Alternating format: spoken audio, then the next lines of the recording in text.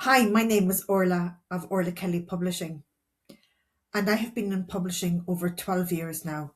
And one of the key things I always find is people have ideas as to what their cover should look like, but often that's not the right cover for their book. Here are some key things that you need to consider if you're looking at creating a cover for yourself or for your book. I always recommend, first of all, you outsource this aspect because people say, don't judge a book by its cover. Absolutely, a book is judged by its cover. Here are some key things I see that go wrong. One, people try to be too clever with their cover, saying, oh, this cover is going to stand out. It's going to be different to other covers when people go to the bookstore or when they go online to find my book. That's not a good move. Your book has to look like it belongs in the genre that you're writing in. If it doesn't, you look amateurish. It stands out for all the wrong reasons. Two, the other thing is the font. You're trying to use fancy font that's actually quite difficult to read. Maybe if somebody has visual impairment, or if you can imagine your book is for sale on Amazon and it's only thumbnail view initially, unless somebody double clicks on it to expand the view of the book and they can't read it at thumbnail view. Your font has to be very, very clear. And again, look at colours next. Are the colours easy on the eye? Are colours are they going to stand out at thumbnail view?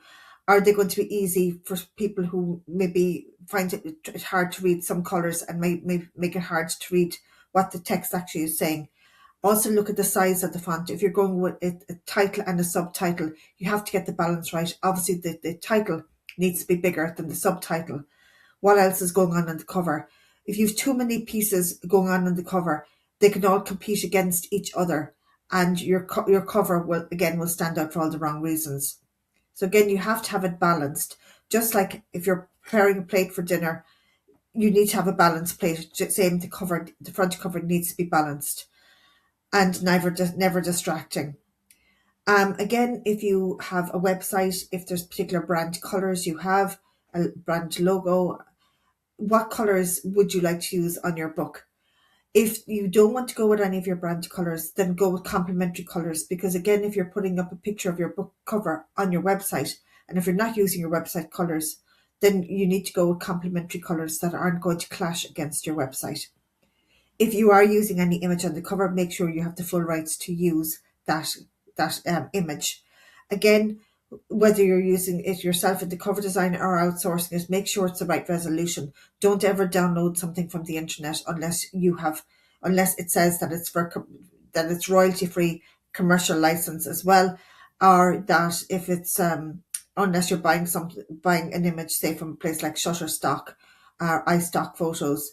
Again, I tend to recommend staying away from those because I tend to go online and I see an awful lot of the same type of um, cover images being used a lot and often in the same genre of the book. And somebody thinks, "Oh, it may look perfect on your book, but when it's there and you're seeing it in lots of other book covers as well, it's almost like turning up at an event and somebody else there is wearing the exact same outfit as you and in the exact same color, or maybe with some slight differences in the background, but that's it. So again, these are just a few considerations to have. I always recommend you get your cover outsourced if you're going to particularly if you're looking to publish a book, which is either as a legacy book or to grow your authority, build your business. This is the most important aspect because it's where the first impression is formed before even somebody is going to take a look inside your book.